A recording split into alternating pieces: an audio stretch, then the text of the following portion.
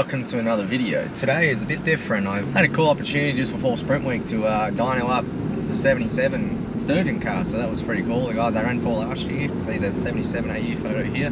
If you're a follower of the channel for a while, you would have seen all those videos as they came out last year, but if you want to go back, there's a season's worth of race footage driving for these guys, and it was a great time. And yeah, we got a lot of racing in 3 months. We got 21 shows in 3 months. Here's a bit of dyno time. Hopefully it works out cool. Alright, before I get too far, I want to sort of go over what the most probably basic fuel system in the world, I'm going to call it, is with the Sprint car in terms of complexity. It is a little complex in terms of the tuning side of it in a way, and like what it takes to tune it in that way, but it's very, very easy in a way to sort of get your head around at a basic level. These guys who tune it, that's their reason they're good at it. But to understand sort of what's going on, anyone can sort of understand that. As the name implies, Sprint car, mechanical injection, everything's mechanical. So we got Flying Ryan's car here. So essentially we got throttles operated by that, and I'm actually going to take one of these off. It won't be too far. But essentially the throttle's all mechanical butterflies. You can see there's some stuff going on down here. I'll go into that in a second. No electronics at all other than magneto, but we know that's nothing to do with the fuel system. Number one's a fuel pump, obviously. That's mechanically driven, not electrical. Back, it's this red thing here. Runs right out of the back of the crankshaft of the motor. So that's this constant surging, constant surge. So it comes out inlet in the motor, and it comes out of 3 ports in various parts of it, which I don't need to really get into detail because it'll just get confusing. In various parts of it, which I don't need to really get into detail because it'll just get confusing. So there you go, there's a tap, we control that. I want us to go when you're, so that's controlling how much fuel rate's going in at the main line that's going into your engine. But essentially you turn that all the way on to go. When you get in, trying to get heat in it, you're trying to restrict fuel and get the thing cleaner, which I'll get into. You can probably see in one of my videos, I turned the fuel tap back. I think it was one of my recent ones. I turned the fuel tap back, and why you do that is, number one, when you're trying to get motor heat, or on yellows, and that's off when you want to shut the car off. You don't shut it off by the switch, which isn't actually there at the moment. You shut it off by the tap. And that's just to get excess fuel out, so you're not having fuel in the bore, and it could, I think it's sort of, the word is hydrolocking, and you can bend push rods, and you can crack heads and do all that. I've seen it all happen. So once the fuel comes through there, it goes into our barrel valve, which I can give this a little tug. I don't really want to do too much because the wash, you can see that opens up. That'll open up all the way when the throttle opens up. Essentially it's like a little squirter. And essentially it's like a little worm gear sort of style thing, and it regulates how much fuel's sort of getting in the motor at certain RPM ranges. So pretty much you set that at a percentage open or closed, it depends what way you do it. And that affects your idle and just general motor performance as well. But I think it's more the idle and picking up all that sort of stuff. Yeah, that's not my forte in a way, but so pretty much regulates it at the very, very bottom as far as I'm aware. So it'll get to a point, it's sort of trickling fuel in, then it'll just squirt it all in. As we go from our front here where the barrel valve, where we see the lines coming out. So this is just your standard 8 line nozzles. So they go straight directly into the head. So here we have a system that's called down nozzle system. So that's straight injectors, which is this hex head. There's straight into the head, fuel straight on the valve, has the airflow from here mixed straight up. Nothing really lost in between. System, which I don't know if any car has it here. Another engine over here. A great indication of actually how the down nozzle works. So essentially here's where the down nozzles go in. We're looking at the head from the actual right direction, which is good. So your valve's going down here, down nozzles in there, and you can see that hole right there. So the top of your valve sits here. The skirt, or whatever you want to call it, there is a term. I'll probably put that here in the caption because I don't know, I'm not a motor guy. Straight in here, fuel goes straight from here. We're going to imagine our combustion chamber is sort of down here with the piston, and goes boom. So this is a 16 nozzle system. As you can see, same barrel, or the barrel well is a bit hard to see. I usually have a light on this one. I don't have it with me. Same deal, but it's got 16 nozzle, 16 lines out the barrel valve, in the head, and in the injection. So our fuel system. So that's the motor side of it done. But this is the most important part down here. I'm Flying Ryan's fuel block here. What the hell is that? Here we got a pill holder. So that's regulating our pump pressure in. And everything of this is on the return side. Let's just add that in. This is a low speed. So that's doing the motor does off the throttle and at low throttle, all that sort of stuff. At the low speed RPMs. This is a high speed IRL, like newest thing by Kistler. This is regulating everything up the top end. So the bigger pill, you just got to think of it as a big back pressure system. Really the pill accompanied with whatever spring you're using.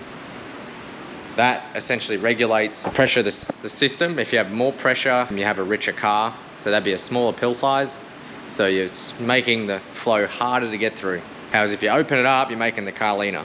So if you have for example, an 066 pill, that's a lot richer than an 088, for example. They're just spitballing numbers. So low speeds at a lower pressure, so it gets all the lower pressure fuel flow, because the fuel flow is changing the whole range based on engine RPM. And you can't control that based on engine RPM, so these mechanics are what's controlling it. The low speed is a fixed pill, or usually some guys use old high speeds. So high speed is a spring and diaphragm loaded up device and the IRLs are full of springs. I took one of those apart and I never will again. It was so hard to put back together. Changing that pressure to suit where the motor is happy. You just change that PSI, pressure, whatever you want to call it. We go into that a bit in this video, but we mostly have high speed issues. And then the high speed pretty much regulates it during, I want to say, wing car race pace in a way. It tends to want to blow the fuel off at the top end and try to lean it out a little bit, so it can, because that pressure is just going to increase linearly. You have the point where there's just too much fuel getting in the system, and that's where the high speed comes into play. Yeah, it's interesting with high speed. I can feel it in a wing car in a way, but non-wing cars, I'm still not there yet. I haven't really raced at the right places. I ran Eldora, but we sort of had the car pretty conservative. Joe set the high speed before we started. Didn't really need a change. I maybe could have done with a little more, but I don't know any better. Wing car you can definitely feel when you need high speed. And just remember, that's all on the return side. It's all back pressure. So when that opens up, it's relieving the pressure a little bit to go back into the tank and then get all recirculated. That's a little summary of what a fuel system does on a sprint car. I hope that really helps. It's not probably the best explanation, as I'm still learning myself, but I'm always curious to learn. If I've explained something wrong, drop your comments. Well, let's get down to Dan Pace's dyno, down checking out the 77S, and yeah, did a few cool pulls. The end of the dyno room. Here's the car all strapped in. You can see we've got that tube out there. That's for the air-fuel ratio. That runs off that into those boxes out there. They pretty much go into the dyno system and all that. Then we've got to hook some RPM reference up. So hook the electrode, or whatever you want to call it, up to the, looks like the magneto.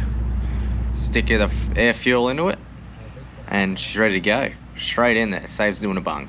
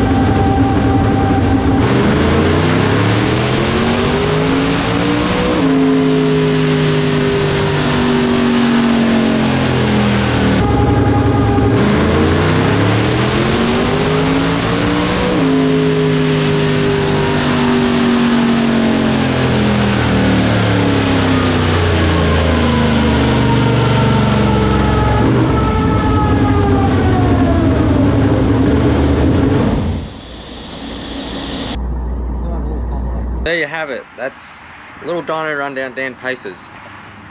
Hopefully the mechanical injection torque was good value. I put a lot of effort into that, even though I'm probably not the best candidate to explain it. I had really a lot of fun doing it, and I learned a bit myself too, so that's sort of why I like to show people this as well, because I'm a bit of a stickler for learning stuff. Always curious to find what the answers are, and a lot of times in sort of videos like this I found a lot of answers while doing the video, so that was pretty cool. With the dyno run, it didn't quite go as well as we wanted to. See, we saw that little stumble right at the sort of 3,000 to 4,000. It dipped off a little bit, and in terms of, it should just punch to 7,000 is sort of 7.5 is sort of the limit. So to try to combat this, we just different main pearls, adjusted the high speed. The low speed apparently was okay because it's above X amount of range. I think it's about, I don't know, it would be probably below the 3,000 that works. It felt really sharp going on, but then it just sort of plateaued and come back.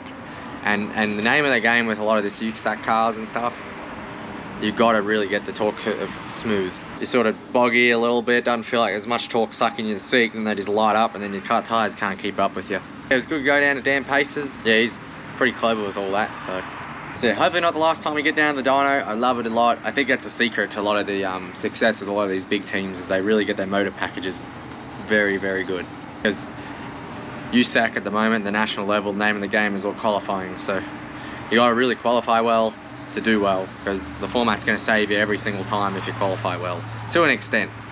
But yeah, sometimes it can bury you a bit deep in the heat race, but yeah, usually the case, it's always going to be there to save you, rather than the latter of you're always catching up if you qualify bad. My next video we're going to put out Putnamville in the 77, so that'll be pretty cool. They're the guys I'll have a bit of a backstory of that before I do that.